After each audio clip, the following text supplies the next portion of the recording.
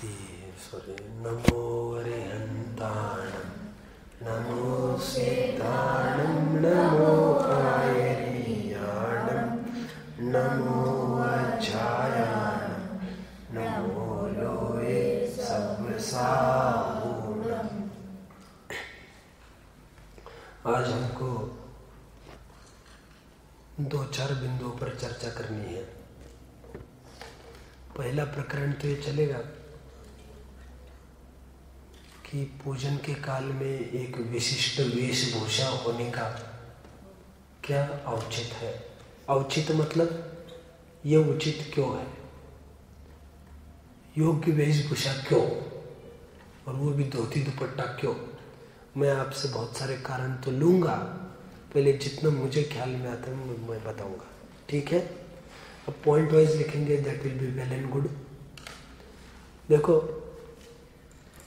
Police की, वकील की, जज की, डॉक्टर की, चपरासी की, मैकेनिक की, सबकी अपनी अपनी वेशभूषा निश्चित है। तो पुजारी की वेशभूषा निश्चित क्यों नहीं हो, ये second point. This is called age uniform. Mahatma Gandhi ji ने जो, क्या कहते हैं आप उसको, यूनिफॉर्म को हिंदी में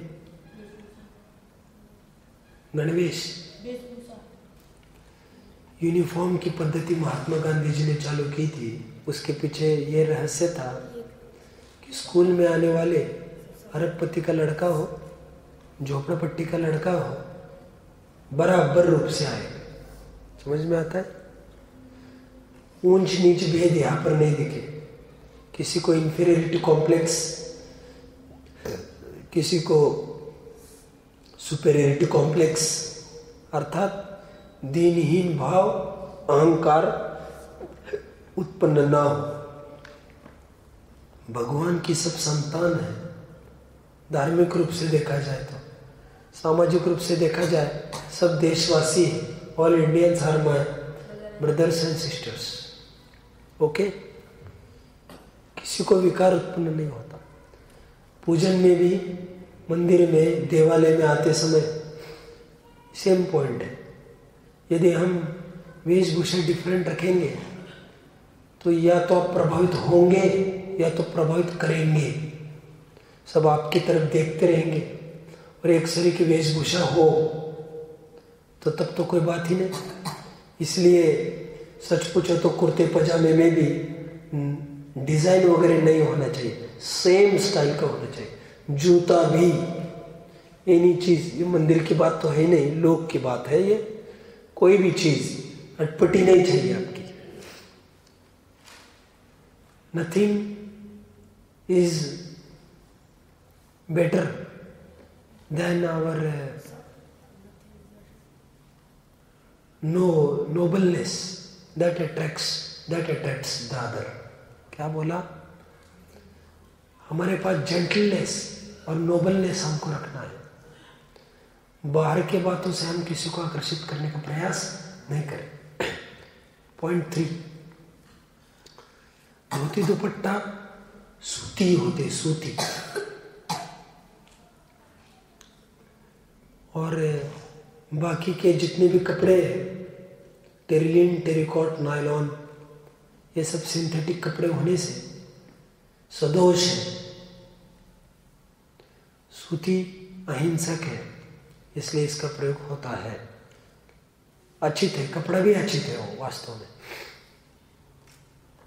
कपास से बना, कपास मतलब है तो वनस्पति का एक का शरीर, लेकिन हड्डी के चूरे का तो प्रयोग नहीं है ना, बाकी के कपड़े जैसा। ये अपन कुर्ता भी पहनेंगे तो बटन तो आएगा ही उसमें। वो डू यू नो ये काय से बनता है? बटन्स पहले तो हड्डी से ही बनते थे। प्लास्टिक अभी चालू हुआ ना 200 साल, सॉरी 20-30 साल पहले से प्लास्टिक चालू हुआ। प्लास्टिक उसमें बेटा मुक्ति, प्लास्टिक का वो है ना एक नवनीत। हाँ, कंपनी है। नहीं कंपनी नहीं, सुनो, मेरे पास एक मैगजीन है, उसमें पूरा प्लास्टिक का इतिहास दिया है। उसमें दिया है ये बटन वगैरह सब हड्डी से बनते थे, प्लास्टिक का बाद में प्रयोग हुआ। और प्लास्टिक भी तो अशुद्ध है, समझ रहे? कितने पॉइंट हो रहे? आगे का पॉइंट लिखेंगे आप। और धोती दुपट्टा पहनेंगे, इसको धोने में और सुखाने में भी सरलता पड़ती है। अब आपकी पैंट देखना और आपकी धोती देखना कौन जल्दी सूखती है। इसलिए व्रती त्यागी लोग दुपट्टा और धोती इतना ही पहनते हैं। आपने देखा है व्रती त्यागी लोग, त्यागी मुनि की बात नहीं कर रहा हूं, धोती पहन लेते नीचे, ऊपर दुपट्टा ओढ़ लेते, फिनिश। कुर्ती तक नहीं पहनते, क्यों? कुर्ती पहनने में फिर दिक्कत, सूखने में। जीव जंतु भी प्रवेश कर सकता है, पता नहीं चले। इसमें परिमार्जन के लिए सरलता पड़ती है धोती दुपट्टे में।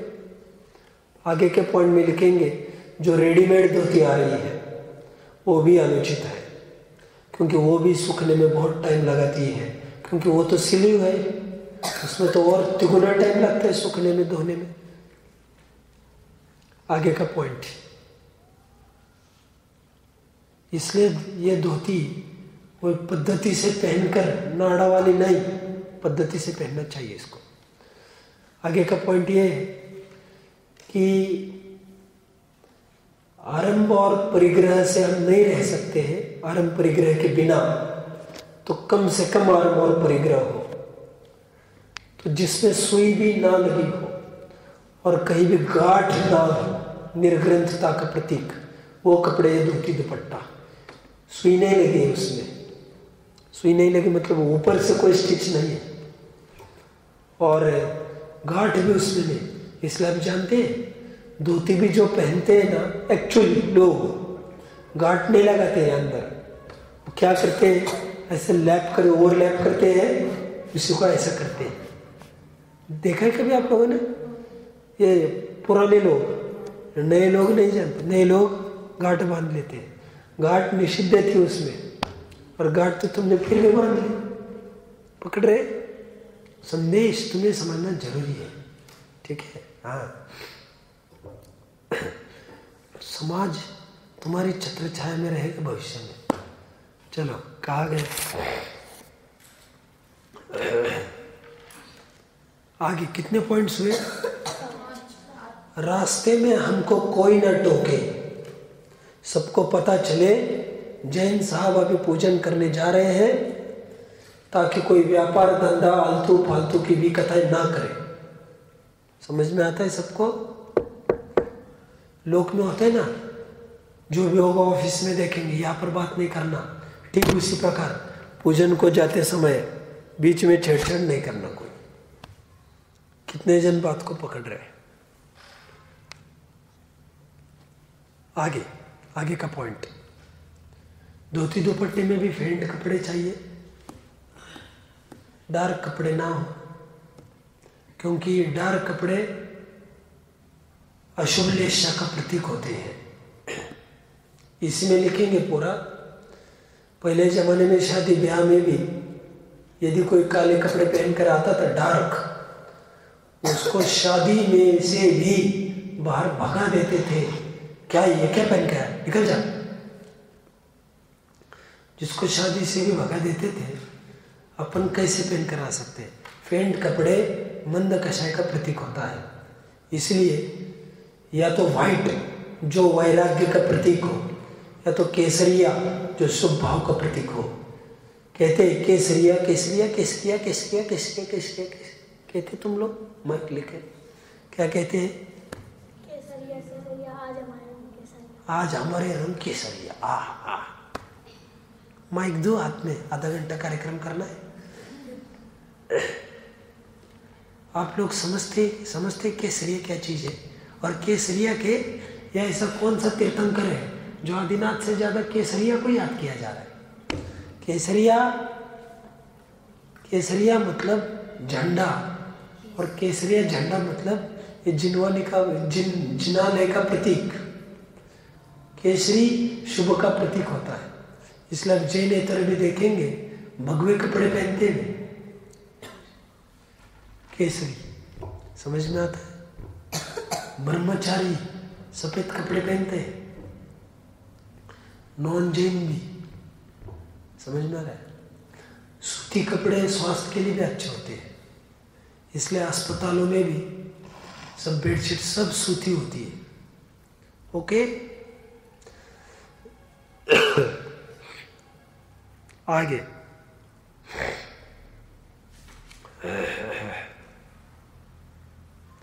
जैसा वेश पहनते हैं हमारे परिणाम भी वैसे अच्छे होते हैं ना।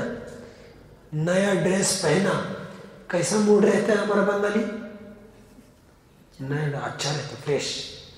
वैसे पूजन की वस्त्र पहनी तो फ्रेश लगता है।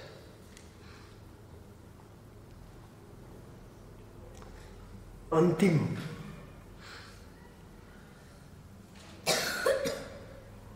ढीले ढाले कपड़े होने से झुकना, वंदना करना, विनय करना सरलता पड़ती है। अब स्किन फिट पहन कर आएंगे, झुक नहीं पाएंगे, झुकेंगे तो टरक जाएगी। सब समझ रहे बराबर, और बहुत भद्दा लगता है फिर। इसलिए जितने ढीले कपड़े हो उतना ठीक लगता है। इसके अलावा किसी को ज्ञान में कोई बातें आ रही है आप जरूर बता सकते हैं। कोई विशेष बिंदु आपके ज्ञान में आ रहा है? सिर ढकना जरूरी है पूजन के काल में, ये मैंने लिया था एक बार, सिर ढकने का। ये तो मंदिर में आते समय ढकना चाहिए, मैंने पूरा लिया इसलिए मैं रिपीट नहीं करता हूँ। अब इसको इज्जत सम्मान का प्रतीक होता है वो। आगे बढ़ना है। अब थी ना तब मैंने लिया था सिर ढक कराना। मैंने कहा था भाई बहन की भी पूजा आपस में करते हैं रक्षाबंधन के दिन। वो भाई कुछ नहीं तो रुमाल रख लेता है, कुछ नहीं तो हाथी रख लेता है। मैंने लिया था पूरा। अभी किसी को कुछ नया कुछ ख्याल में आ तो बोल सकता है, नहीं तो मैं आगे बढ़ूंगा। बढ़ लूं? बढ़ लेते। देखिए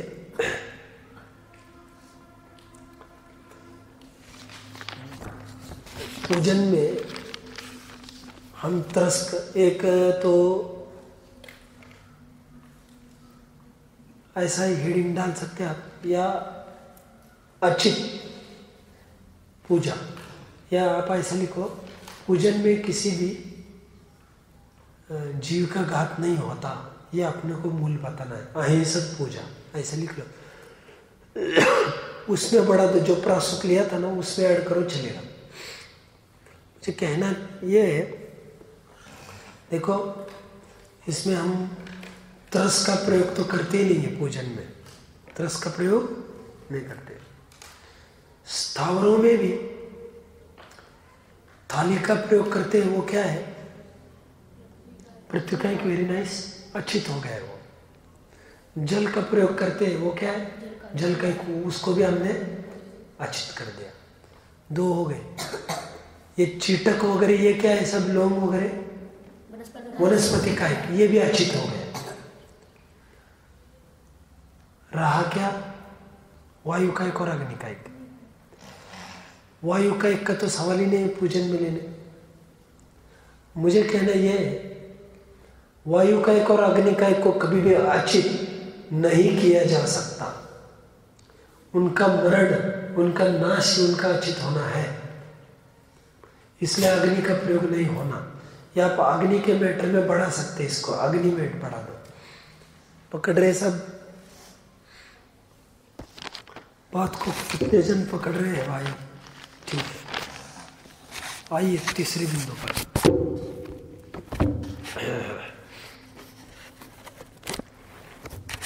देखिए एक नया प्रकरण चलेगा। वैसे तो नया मतलब इसी में है, वो तो छोटे छोटे प्रकरण है। हेडिंग डालेंगे आप कि निर्दोष आभूषणों का प्रयोग। निर्दोष आभूषण लिखा है क्या? ब्रैकेट में प्रातिहार्य आदि, ऐसा करो। तो बहुत सारे पॉइंट्स अभी आपको बनाने हैं। एक प्रश्न है कि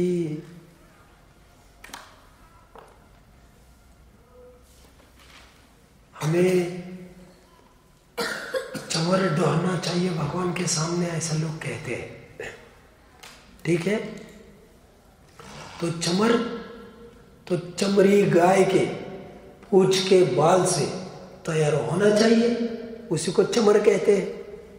कितने जन ने बात को पकड़ा? मैं बता रहा हूँ आपको। एक अपनी गाय देखी आपने अपनी कॉमन गाय सबने देखी। एक चामर गाय होती है, चामर गाय सुना है कभी? मैंने आपको बताया था कभी चामर गाय, चामरी गाय? हाँ, उसको कोई नील गाय भी कहता होगा। आत्मानुशासन ग्रंथ में इसका उदाहरण भी आया है, हमारे सामने नहीं है वो। उसकी विशेषता यह है, उसकी पूंछ होती है, नीचे बाल होते हैं, बहुत सुंदर होते हैं, सुगंधित भी। ये प्रवेशिका में बताया हुआ, अंगोपांग बहुत सुंदर होता है। मैंने ये बताया था, वो दौड़ती है, शिकारी उसके पीछे दौड़ता है, शिकार करता है पूंछ के पीछे, और वो फंस जाती है किसी झाड़ियों में पूंछ, तो इस डर से कि वो टूट न जाए, वही खड़ी रहती है, वो टूट न जाए, मारी जाती है। जीव विषयों में कैसा लुब्ध हो रहा है, मरण को नहीं गिन रहा है, हमने देखा था। आज मैं एक नई बात कहने वाला हूँ। जो आप चंवर कहते हैं ना, चंवर, उसका विषय चलेगा 15 मिनट। इसके पर्यायवाची 3 शब्द है, चमर, चामर, चंवर। चंवर के लिए चंद्रबिंदी दे देना, समझ रहे? तीनों पर्यायवाची। अभी एक प्रश्न आया है कि चामर तो चामरी गाय के पूंछ के बाल को कहते हैं, तो परमार्थ से उसके बाल से ही हमको चमर बनाना चाहिए, तभी तो चमर बोल सकते हैं। धोखाधड़ी क्यों करते हैं? और वैसे आदि पुराण ग्रंथ में भी ये चंवर शब्द का प्रयोग आया है, तो बाल से ही बनाना ठीक है। वहां पर बाल नहीं आया, तो बाल से बनाना ठीक है, ऐसा प्रश्न है शंकाकार का। ठीक है, ये मैं जो बोलूंगा 221 पेज जैन निबंध रत्नावली भाग 1 के आधार से बोलूंगा। 221 जैन निबंध रत्नावली भाग 1। जिनको रेफर करना है आराम से रेफर कर सकेंगे। चलना है आगे, समाधान करो। देखिए, शायद शंकाकार ये बात भूल रहे हैं, आंसर स्टार्ट्स, कि जितनी भी सामग्री है, आभूषण है, प्रातिहार्य है भगवान के, ये सब स्वर्ग समुद्भव होते हैं। स्वर्ग समुद्भव मतलब वेरी नाइस, स्वर्ग से, स्वर्ग में उत्पन्न हुए वाले, स्वर्ग से आए वाले, इन्हीं को देवो पुनीत ऐसा भी कहते हैं। यदि यहाँ पर चमर का अर्थ गाय के पूंछ के बाल से बना चमर लेते हैं, तो फिर एक दिक्कत खड़ी होगी। नेक्स्ट पॉइंट में लिखेंगे, नारायण का जो एक आभूषण का शंख, जानते ना आप, नारायण होता है ना कृष्ण, उसके पास एक रत्नों में एक शंख भी है उसके पास। दैट शंख, that is not made up of bone, हड्डी से नहीं बना है, देवो पुनीत है। तर्क, अगेन वन तर्क। नारायण का एक नाम शरांगी है। शरांगी क्यों है? क्योंकि उसके हाथ में जो धनुष बाण होता है, that is made up of seeing, but attention please, but दो सिंह आर नॉट मेड, क्या वो धनुष्य सिंह से नहीं बना होता है, वो धनुष भी बोलिए सब देवों थे। वे सदोष वस्तुओं का प्रयोग कैसे करेंगे भले आदमी? तो तुमने ऐसा आक्षेप कैसे किया?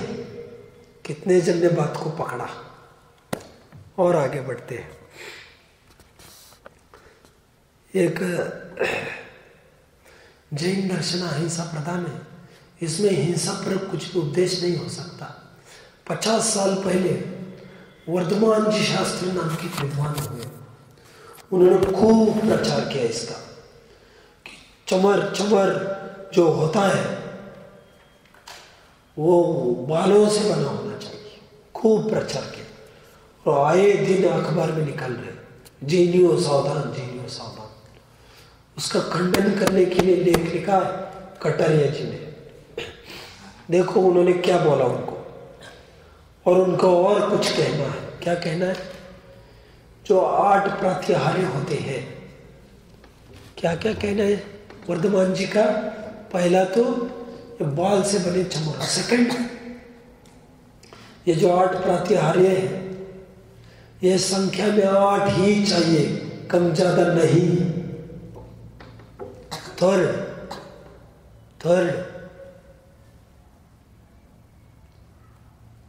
ये प्रात्याहार्य अलग से भगवान के सामने रखे गए हो। तीन बातों का खंडन करेंगे, ठीक है? अभी याद है, देखिए सब क्या कहना चाहते वे? नहीं लिखा आपने, लिख लो फिर। प्रात्याहार्य अलग से चाहिए मतलब दक्षिण में अधिकांश प्रतिमाओं पर उत्कीर्ण है, ये प्रतिमाओं पर ही उत्कीर्ण रहते हैं चमर आदि। हम भी देखते ना प्रत्यक्ष चमर उत्कीर्ण रहते हैं, देखा आपने? प्रतिमा बनी है वहीं पर थोड़ा पत्थर में ही थोड़ा चित्र बना देते हैं ना चमर का, खत्म देवों का, बस चमर डोल रहे, खत्म। यहाँ पर भी बना है, सुना आगे कितना पागलपन करते लोग, सुना आगे। और कहीं आप देखेंगे वैसे ही चित्र बना रहता है छत्र का भी, किसने देखा है? बराबर जैसे ये चित्र है वैसे भी चित्र है। उनका कहना है अलग से उत्कीर्ण नहीं चलेगा। 3 कहना था का खंडन यहाँ से होगा। उनका मूल में ये कहना है ये जो चमर होते हैं ये गोटा किनारी आदि के ना हो, जो हम यहाँ पे यूज करते हैं ना गोटा किनारी वाले, इनको गोटा किनारी वाले कहते हैं। कपड़े से बने ना, ऐसा नहीं चलेगा, ऐसा उनका कहना है।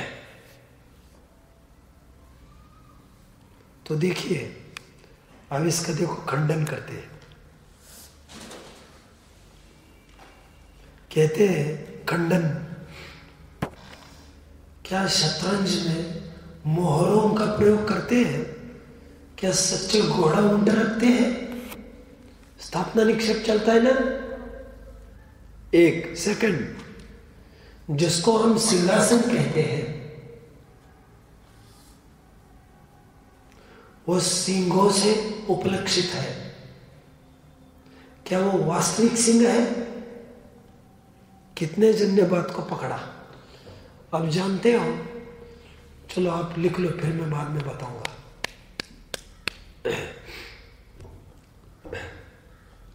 लिख लो, मैं बाद में बताता हूं। किसने सिंहासन देखा है कभी? राजा का सिंहासन देखा है? सिंहासन उसको क्यों कहते हैं जानते आप? उसके कभी भी 4 पैर होते हैं ना, उसके पैर को निहारना कभी आप, वो पैर शेर के पंजे समान ही होते हैं, इसलिए उसको सिंहासन कहते हैं। काय का प्रतीक है ये शेर, मतलब ये इतने वीर है, शेर भी इनका नतमस्तक हुआ आकर कि उन्होंने आसन दे दिया इनको। समझ में आता है? तो ये वैभव का प्रतीक है। लेकिन क्या वास्तव में शेर होते हैं? फिर भी हम सिंहासन कहते हैं कि नहीं? थर्ड, जो नृत्य गान करते हैं उन मनुष्यों को गंधर्व कहा जाता है। क्या वे वास्तव में गंधर्व है? क्योंकि गंधर्व मतलब वेरी नाइस, वे अंतर जाति के देव। मुक्ति को 1-2 मार्क और एक्स्ट्रा मिलना चाहिए पेपर में। अच्छा किन्नत से पूरे फिर कम कर देते हैं। चलो ठीक है, आगे बढ़ना है।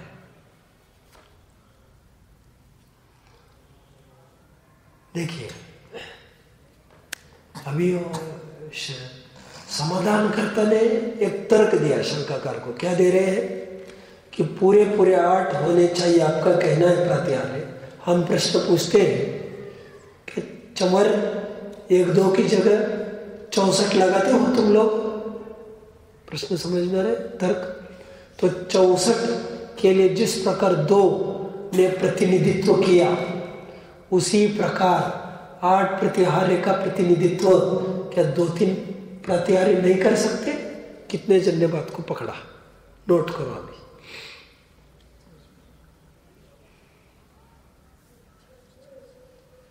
इसलिए 1-2 प्रत्याहार्य होगा तो भी उसमें बाकी के गर्भित समझना। इसे देशामर्शक न्याय कहते हैं। कभी सुना है देशामर्शक न्याय? नहीं। देश प्लस आमर्शक। देश थोड़ा, आमर्शक गर्भित। थोड़ा कहा ज्यादा गर्भित कर लेना, देशामर्शक। जैसे 2-4 दिन पहले उदाहरण दिया था, बताओ, दही को कौवे से बचाना। कौवे से ही बचाना है, सबसे बचाना है।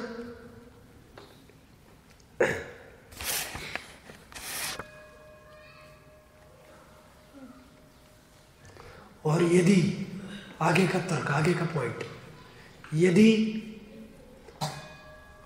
वस्तुएं वे ही की वे ही विराजमान करना निश्चित हो जाए तो आदिनाथ भगवान के समशरण में, आदिनाथ भगवान के ऊपर जो अशोक वृक्ष है वह, उसकी शाखा 1 योजन लंबी बताई गई है। तो क्या ऐसी भी आप करेंगे क्या? प्रणव हंस रहा है क्योंकि मेरी आवाज में चढ़ उतर चल रही है।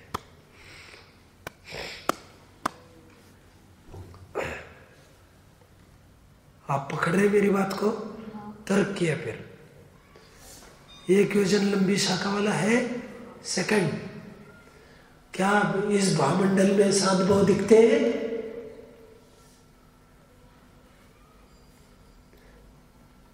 और फिर आगे का पॉइंट, दिव्य ध्वनि भी निरक्षरी ओढ़ तालु के बिना ही खिराओ।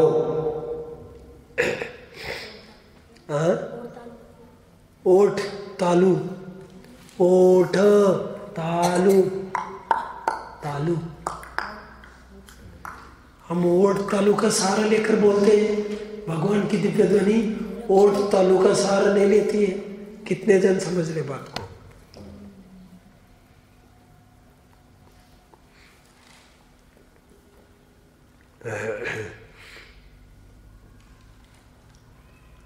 आगे का तर्क, आगे का तर्क ये है, शब्दों का गुलाम शब्दम्लेच्छ नहीं होना चाहिए। कितने पॉइंट हुए? 25। कितने पॉइंट हो रहे? 7 ही हुए, किसी के ज्यादा हुए? 13। वाह वाह वाह, सासने वाले आगे चल रहे, आगे का पॉइंट।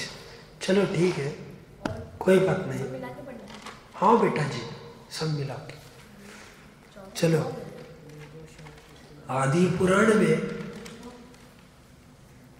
चमर की जगह कहीं कहीं प्रकीर्णक का भी वर्णन आया है। तो फिर वहां पर अब चमर का अर्थ ऐसा कैसे कर सकेंगे? प्रकीर्णक होता है ना ऐसा, बहुत चेंज, अपेक्षा बदल गई। क्या अपेक्षा बदल गई? 8 प्रातिहार्य की, 8 प्रातिहार्य समझते आप कौन कौन से हैं? प्रातिहार्य,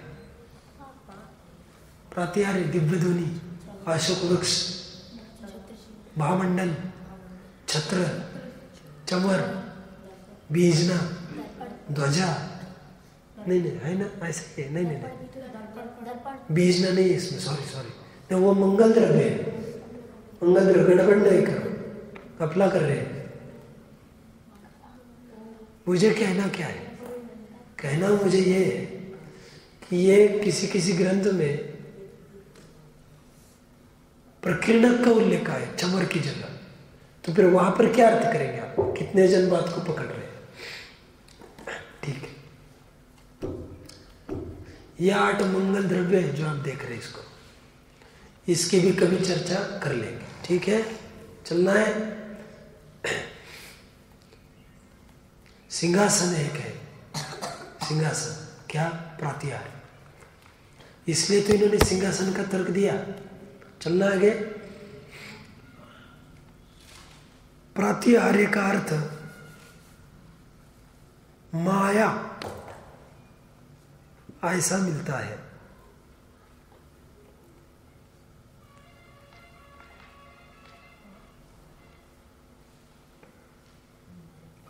जब माया इसका अर्थ है तो कुछ भी हो सकता है, उसमें क्या है? हाँ, सच्चा होना चाहिए, जरूरी नहीं है। और फिर और लिख लो, 8 मंगल द्रव्य में भी हरिवंश पुराण की अपेक्षा शंख को मंगल द्रव्य कहा है। तो क्या हम वहां पर हड्डी का रखेंगे क्या? तो कानू हड्डी का रखेंगे?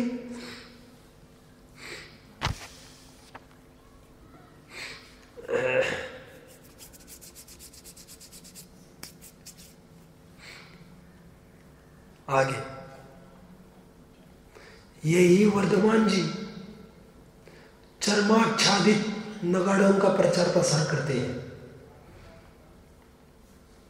दुंदुभी के रूप में। दुंदुभी भी प्रातिहार्य है ना, चमड़ों का चाहिए बोलते हैं। वे ये नहीं समझ रहे हैं कि सुदोष वस्तुएं मंदिर में नहीं आ सकती।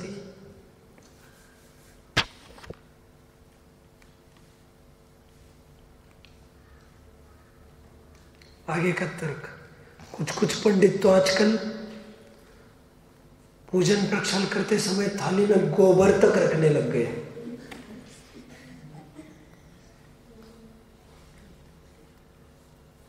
और उन मंडलियों में से वर्धमान जी भी एक सदस्य है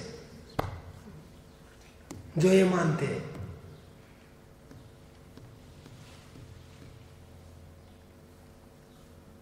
ठीक है, इनकी बातों में ना आए ऐसे लोगों के। ये प्रकरण कितने जनों को ख्याल में आया? पंडित जी, वर्धमान जी कटारिया जी नहीं, शंकाकार वर्धमान जी, समाधान करता कटारिया जी। चलना आगे। रत्नकरण सावकाचार सब मिलके खोलेंगे, रत्नकरण सावकाचार लेंगे। एक प्रकरण पढ़ने का भाव हुआ।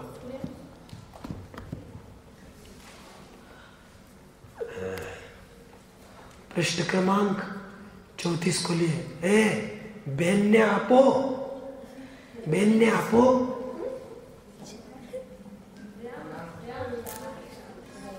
आपो मतलब दो, आपो मतलब दो।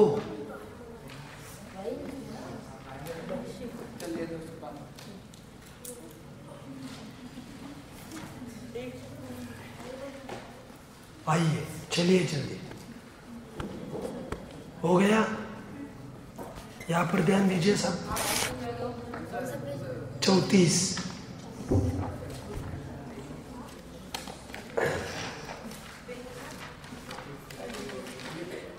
रत्नकरण शावकाचार 34। यहाँ पर ध्यान दीजिए। अब हमको एक नया प्रकरण देखना है। 20 मिनट चलेगा, ये 20-25 मिनट। प्रकरण की विषय वस्तु ये है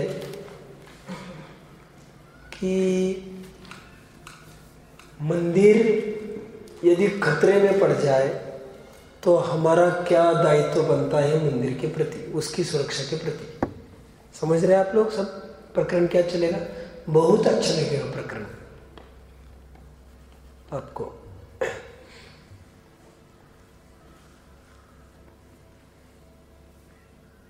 वैसे मैं आपको बीच में एक बात कहना चाहता हूं। आप लोग ये जो नोट्स बनाते हैं रोज इतनी, उसको जाते समय यही फेंक जाएंगे क्या घर जाते समय? नहीं। इसको क्या करेंगे इसको, और कब तक रखेंगे? हाँ, जब तक मंगलाचरण में पढ़ते तब तक। बेवकूफ, जब तक मंगलाचरण में पढ़ रहा है। हाँ, क्या बोल रहे हैं? हमेशा? हाँ, गलती मत कर देना। ये जीवन भर आपके साथ रखना। आपको इतनी सारी बातें एक जगह कहीं नहीं मिलेगी। ये तो मैंने सब इतनी मेहनत कर करके सब जगह का एक जगह डाल रहा हूँ। नहीं तो ये रिकॉर्डिंग भी हो रहा है, जिसको चाहिए फिर रिकॉर्डिंग भी अंत में ले जाना, फिर आपके पास पूरा हो जाएगा। ठीक है, पूरी विषय वस्तु। और मैं बार बार आपको कह रहा हूँ, कुछ भी शंकाएं रखो, ले लूँगा मैं उसको। अभी भी कुछ प्रश्न हैं मेरे पास आप लोगों के, देखेंगे उसको। अभी आज चर्चा चलेगी मंदिर पर, धर्म धर्मायतनों पर संकट आ जाए, हमारी क्या जिम्मेदारी है। पहले तो मेरा ये कहना है, मंदिर भगवान पर संकट आए ऐसा हम कोई काम ही नहीं करें। क्यों? संकट क्या आ सकता है? चोरिया मूर्तियों का खंडन तब होता है जब भगवान सुनसान रहते हैं। मंदिर सुखड़ा साफ, कोई आदमी नहीं फिरकने वाला, चोर डाकू लाभ उठा लेते हैं। आप मंदिर हरे भरे रखेंगे, गतिविधियां निरंतर मंदिर में बनी रहे, 2-2, 3-3 टाइम स्वाध्याय, भक्ति, प्रवचन, शास्त्र स्वाध्याय भरा रहे, ताकि कोई आँख उठाकर न देखे। समझ में आ रहा है? इवन रात में सोने की परंपरा भी मंदिर के परिसर में करें। पकड़ रहे आप लोग? मैंने बताया था एक दिन, चोर डाकू आएंगे ही नहीं। एक पुजारी एक माली के भरोसे इतने बड़े बड़े ट्रस्ट छोड़ देते हैं, कहीं कहीं ये भी नहीं रहता है, ताला तोड़कर फरार हो जाते हैं। सब अपने अपने घर चैन सुख से सो रहे। देखो, मुझे कितना ताज्जुब लगता है। प्रकरण चालू करने के पहले बताओ, एक 2-5 कपल समझते, दंपति, पति पत्नी, 4-5 दिन पहले आए, सीढ़ियों पर ऊपर गए, पहाड़ी पर, पर्वत पर, भगवान को पीठ देकर, पति पत्नी पीठ देकर फोटो खिंचवा रहे। फोटो कौन खींच रहा है? अपना मंगलारती भाई। और आगे सुनो, समझो, साधारण फोटो नहीं निकाल रहे। पति ने पत्नी के हाथ में गला में हाथ डाला, एकदम पास। ये क्या, ये कोई पिकनिक स्पॉट है क्या? और अपना बेवकूफ मंगलारती उसको फोटो खींच रहा है। इतनी मेरे को तकलीफ हुई, मैं ऊपर से देख रहा हूँ पूरा। मैंने उसको बताया नहीं, अभी ऐसी पूरी सभा में झाड़ दूंगा उसको, मैं अकेले में नहीं झाड़ूंगा। आप समझते हैं? बिल्कुल अकल नहीं।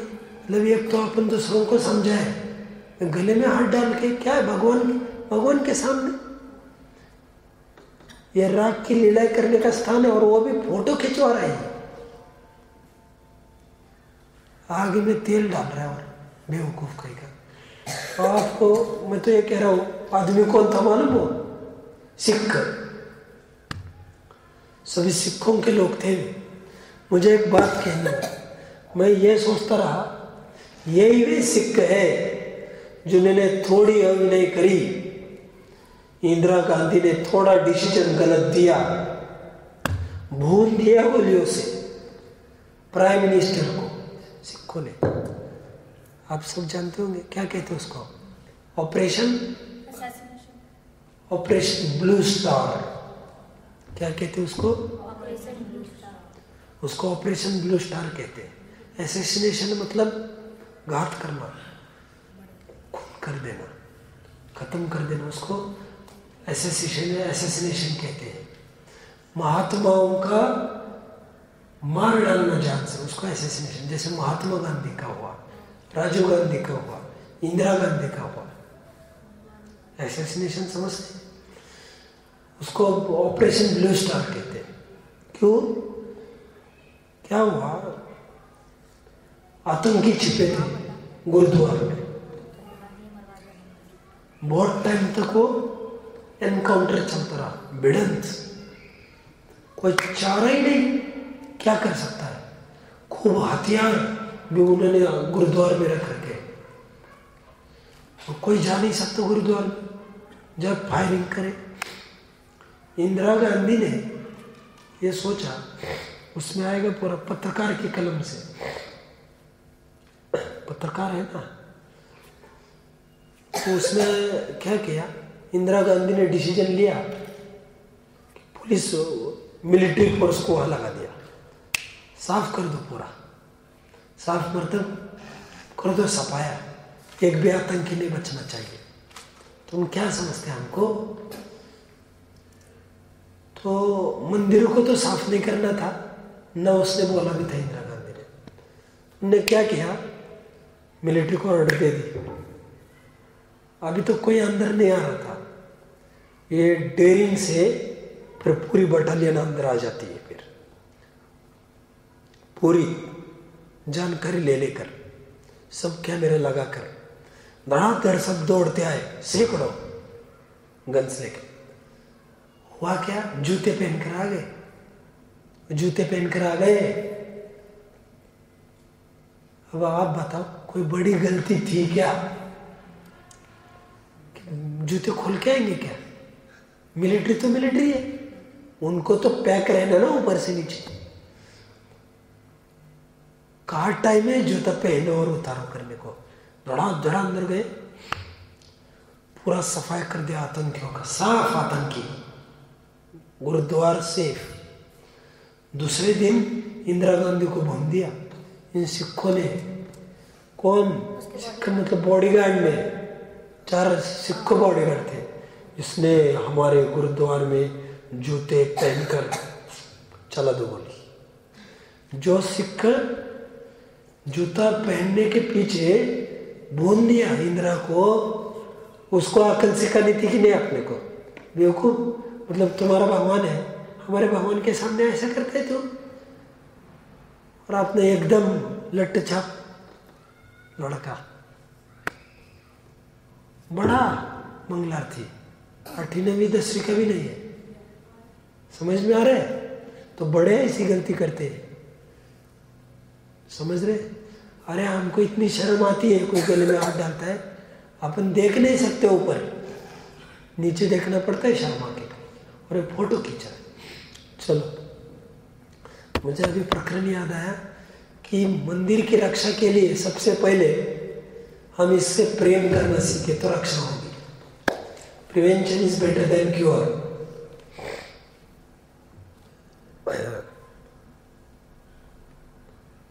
संदेश आपको अटपटी लग रही बात? तुम्हारे मामा जी जैसी मीठी आवाज मेरी तो है ही नहीं। तुम्हारे और तुम्हारे मामा जी की मीठी आवाज वाले तुम लोग सब।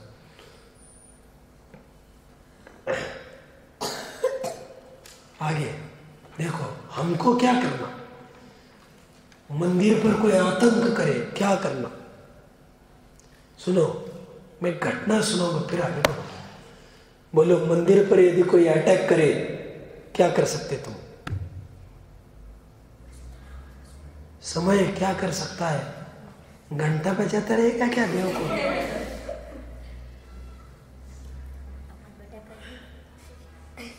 सुनो, मैं आपको बात बताता हूँ, सुनो। टोडरमल स्मारक ट्रस्ट ने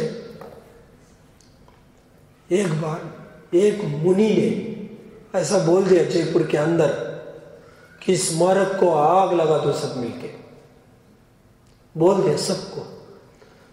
लगभग 2000 की जनता को आग लगा दी, जनता में आग लगा दी, काहे की जला दो स्मारक को, क्योंकि उनको ये लगता है स्मारक वाले हमारी निंदा करते हैं। उनको ये नहीं पता इन ठलुओं की निंदा करने को किसको फुर्सत है। ठलुओं की समझे, बंगाली, बंगाल में ठलुआ वर्ड है बोल रहा है। सुनो, लगा दो आग। अपने स्मारक में भगदड़ मच गई। अरे अरे अरे अरे, अटैक करने वाले, आग लगाने वाले। सभी विद्यार्थी जोश में आए, हम प्राणों की आहुति दे देंगे। हाथ में लगा, देखते कौन हाथ लगाता है। रात में पहरे देने लगे बच्चे, 1 से 2 20 जन जगेंगे, 2 से 3 ये 20 जन, 3 से 4 ये 20 जन। पुलिस तो रख लिए, अपने विद्यार्थी घूम रहे सब जगह, देखते कौन आग लगाता है। अपने मंगलायतन में भी 8 साल पहले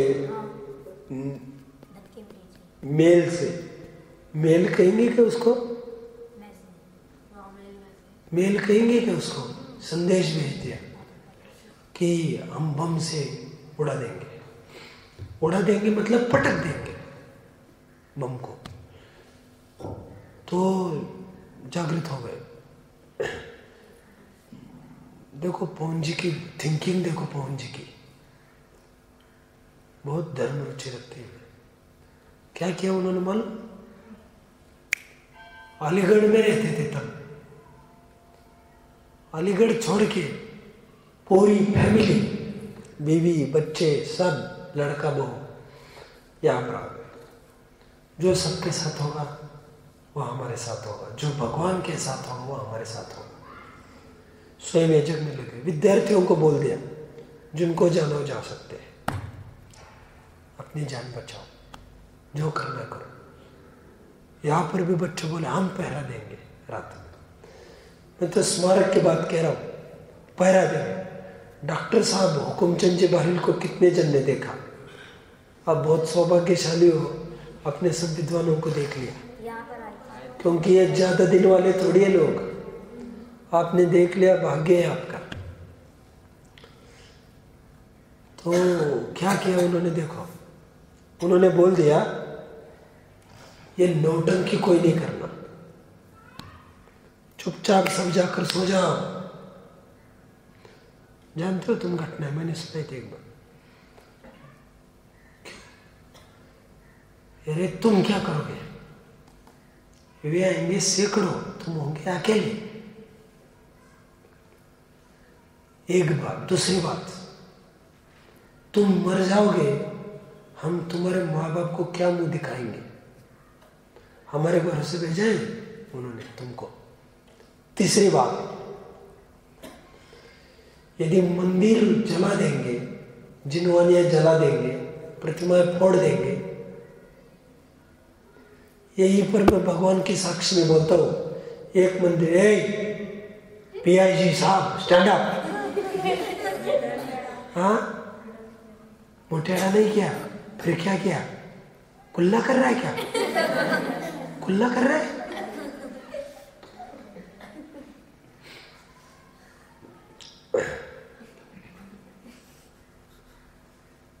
उन्होंने कहा एक मंदिर जाएगा,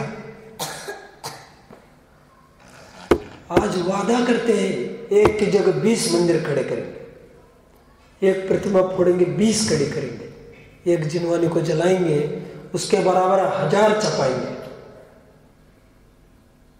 ये सब फिर आ सकता है। आप यदि चेतन भगवान चले गए, उनको कौन लौटा लाएगा फिर से? इनमें जान, पुद्गलों में आप में दम है, इनमें जान भरने की। ये मूर्तियां स्वयं में कुछ बोलती नहीं है।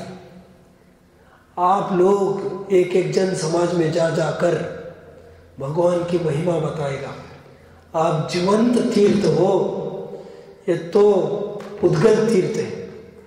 हमने 5-5 साल आपको ठोक ठोक के तैयार किया है। हमारे 5 साल बर्बाद हो जाएंगे क्या? हमारे एक विद्वान जाना मरना हम बर्दाश्त नहीं करते। एक मंदिर एक तरफ और एक हमारा विद्यार्थी एक तरफ रखे, हम विद्यार्थी का चयन करेंगे। मैं प्रश्न पूछता हूँ आप लोगों को, टोडरमल जी को मारा गया, मैंने एक दिन कहा था, एक तरफ पे ये कहते टोडरमल को खत्म कर रहे हैं, अरे बचाओ मत मारो, तो फिर उसके बदले में हम आपके मंदिर को आग लगा रहे हैं। आप क्या चाहते? आप क्या चाहते बताओ? एक नहीं, भारत में विश्व में जितने भी मंदिर हैं, सभी मंदिरों को आहूत किया जा सकता है एक टोडरमल के पीछे। क्यों? टोडरमल जिंदा रहेगा तो साहित्य आएगा, लोगों की आंखें खुलेगी। ये मूर्तियों को देखते सदियां बीत गई, कौन तो समझता है ढोल ढमक ताल मजीरा बजाने में घंटों खराब हो रहे। विद्वान जरूरी है। सब जन कमरे में सोना, आग लगाने लग जाए, लगा लेवे, चुपके से निकलना, ये रास्ता है। कूदकर भाग जाना, अपनी जान बचाना, भगवान को नहीं, हमें आपको बचाना है। साक्षात तीर्थ। आज कांजी स्वामी नहीं होते तो मंदिर होते क्या? डॉक्टर साहब नहीं होते तो चलता क्या स्मारक? एक विद्वान 10 संस्थाओं को खड़ी कर सकता है। समझ में आता है?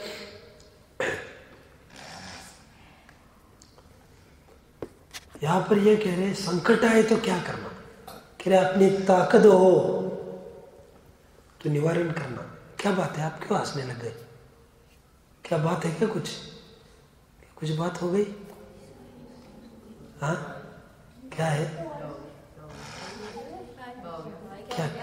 क्या बात क्या है? समझो बात को मेरी। अब क्या ये समझते हो कि मैं गुरुदेव को नहीं मानता? साधर्मी है वे, उनको कैसे नहीं माने? एक विद्वान दूसरे विद्वान को सम्मान देगा कि नहीं देगा? वे उन्होंने भी जो काम किया, मैं भी वही काम कर रहा हूँ। एक माँ के 2 जन सेवा कर रहे हैं तो दोनों भाई होते हैं कि नहीं? और कोई भी आए और हमारी बीमार माँ की सेवा करे तो हमारा भाई हो सकता है कि नहीं? मेरा निषेध दूसरी बात का रहता है। जय जयकार, पूजन, समझ में आता है अभी? और ज्यादा अति नहीं करना पूज्य की। उसको एक विद्वान का ही दर्जा उसको दिया जाना चाहिए। आप समझ रहे? बाद बाकी जो उनका समर्पण है उसकी तो कोई तुलना नहीं हो सकती। आज के इतिहास में असाधारण पुरुष हो। कहाँ तक आए? हमारे बस की हो तो जरूर निवारण करना संकट का। यदि एक छोरा है, हम 10 जन हैं तो जरूर निपट लेना, लेकिन संख्या में ज्यादा हो, आगे नहीं बढ़ना। क्योंकि दुर्जन तो मंदिर मिटाते रहते हैं, सज्जन बनाते रहते हैं। मुक्ति नोट करो पहले और फिर पढ़ना है आपको। आप नोट करो पहले, रुकते सब नोट कर रहे हैं। फिर अपन प्रकरण को अंत करके कल आगे बढ़ाएंगे।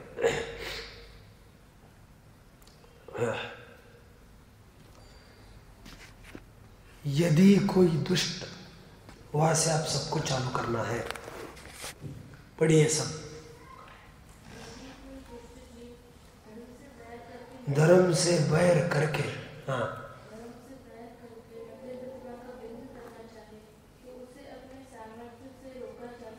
तो रोके। इंपॉर्टेंट बात है। आश्चर्य ये है, ये वात्सल्य अंग में बोल रहे। आगे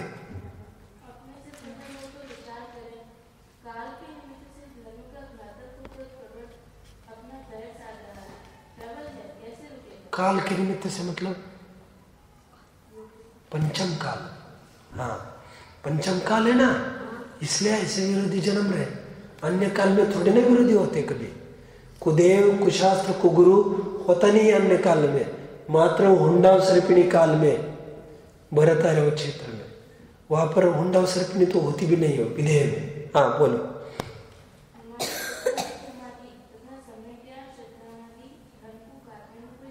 हाँ, बाहर के धर्म को मिटा सकता है, सम्यक दर्शन ज्ञान चरित्र को कोई नहीं मिटा सकता।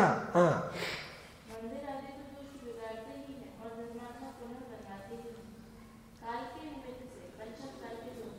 हाँ, ये आ गया, मैंने ऊपर बोला, देखकर नहीं बोला था। हाँ चलो। हाँ हाँ, भावी बलवान मतलब भाभी, भाभी नहीं बोल रही। भावी मतलब होनहार, होनहार योग्यता जो होना होना ही है। बोलो आगे।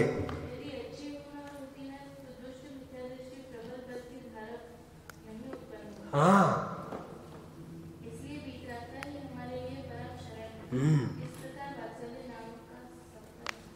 कितने जन ने बात को पकड़ा। शेष चर्चा अपन कल करते होंगे।